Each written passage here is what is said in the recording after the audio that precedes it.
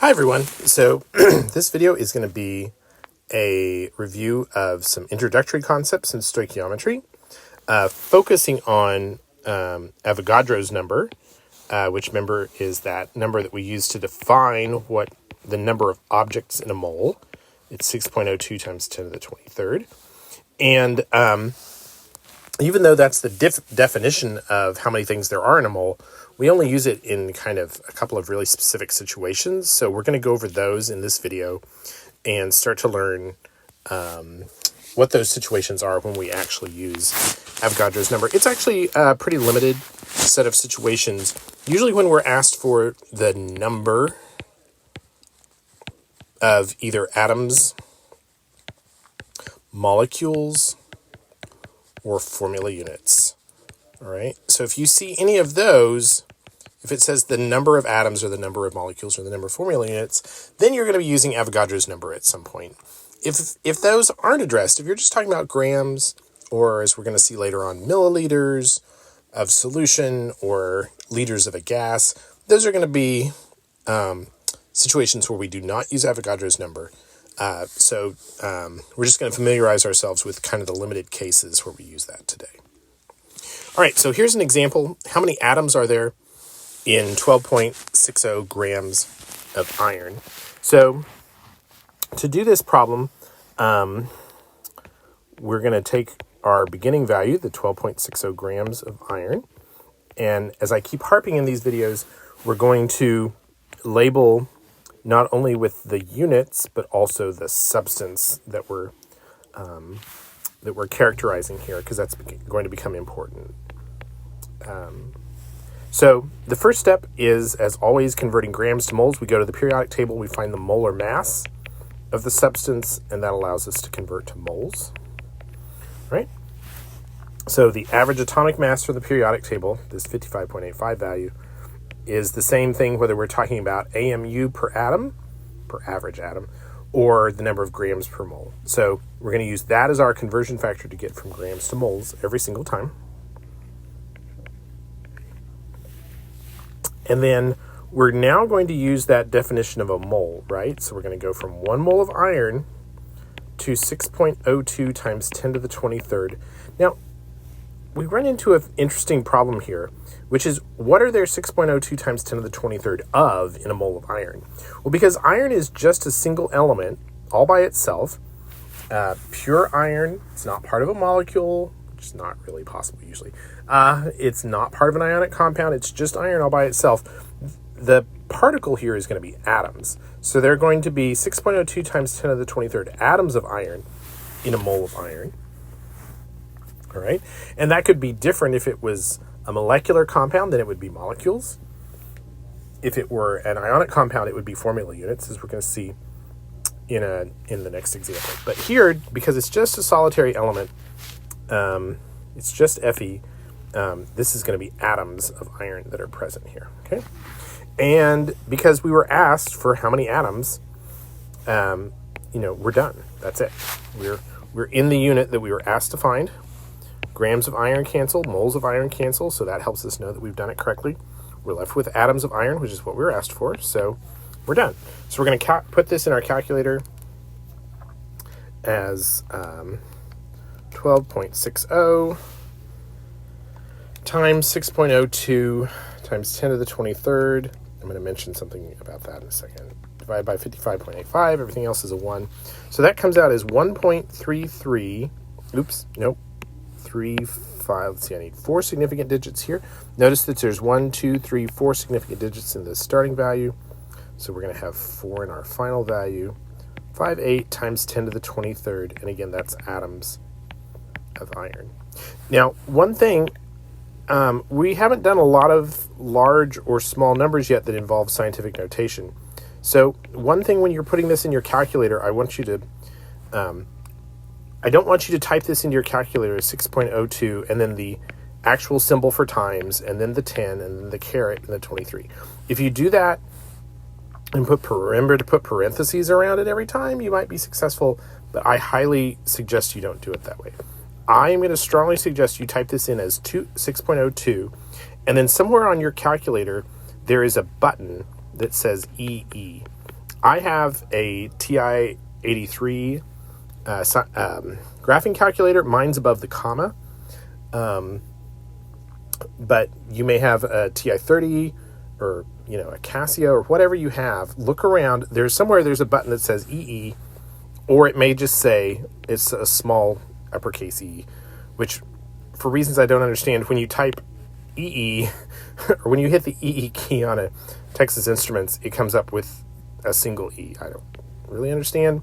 Someone please explain that to me in the comments. But anyway, you put a 23. This means 6.02 times 10 to the 23rd. This is calculator speak for 6.02 times 10 to the 23rd. There is no need to put a 10. If you put a 10, the calculator will multiply it by another 10, and you'll be off by a factor of 10. All right? So just 6.02 E23, and that's the same as 6.02 times 10 to the 23rd. All right? Anyway, that's the solution for this one. Now let's look at another example where we're dealing with a molecular compound like water. So now we're asked how many molecules of water are in a cup of water, and we're given that a cup of water has a mass of about 240 grams. Okay.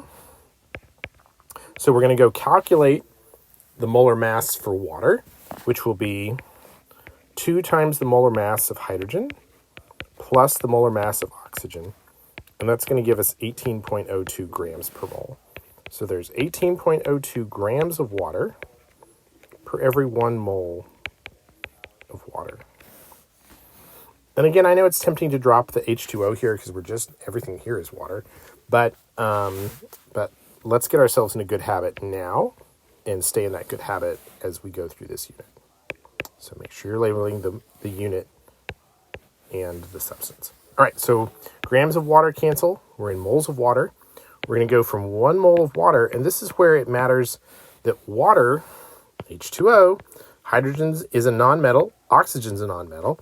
That makes water a molecular compound. So in a mole of water, there's going to be 6.02 times 10 to the 23rd molecules of water. Okay, not atoms of water, not atoms of hydrogen, not atoms of oxygen. But a mole of water will contain 6.02 times 10 to the 23rd molecules of water. All right? And we know that because it's a molecular compound. A mole of the molecular compound means a mole of molecules. All right? Just like a mole of an ionic compound would mean a mole of forming units. All right? So now we're going to multiply this guy, 240 times 6.02, and then our E symbol, 23, divided by 18.02. And that gives us, 3 significant digits, 8.02 times 10 to the 24th molecules of water. All right. Check your units. Grams cancel, moles of water cancel. We left it molecules of water. That's what we were asked for. So we feel pretty good about that. All right. Here is a practice problem that I would like you to attempt on your own. So go ahead and pause the video, grab a piece of paper, whatever's laying around, and work out the answer to this one. I'll give you a hint. Remember, aluminum is a metal. Oxygen is a non-metal. That makes this an ionic compound. Okay. And I've thrown you a curveball here because I'm asking you for the total number of atoms. Okay, so this is the total number of atoms, not just atoms of aluminum, not formula units of aluminum oxide. So this will give you an extra step from the ones we've done earlier in this video. But go ahead and pause it and try to work it, and then hit play after that, and I will go through it.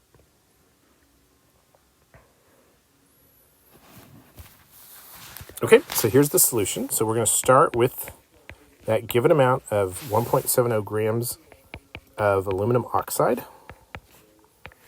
And we're going to go to the periodic table and calculate the molar mass for this guy. So aluminum is 26.98. 2 times that plus 3 times oxygen, 16. So let's see. That is 101.96 grams per mole. So 101.96 grams of aluminum per 1 mole of aluminum. That's a 1. Can't tell. Okay. So, there we go. So now we're in moles, which is always our first step. I always tell students as you're getting, oops, sorry, this is aluminum oxide, my bad.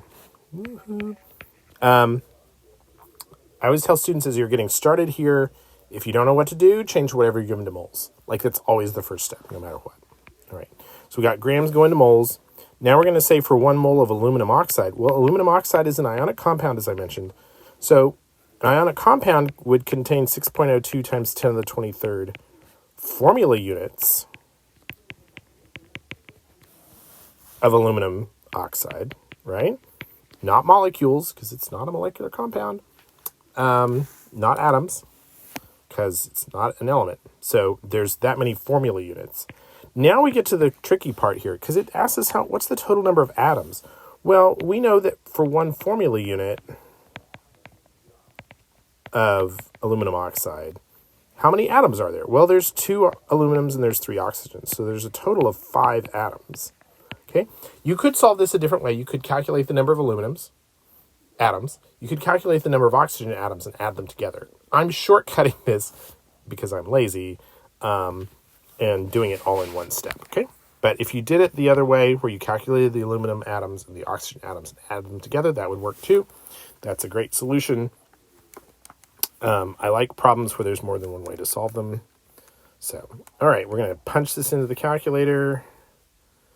See what we get.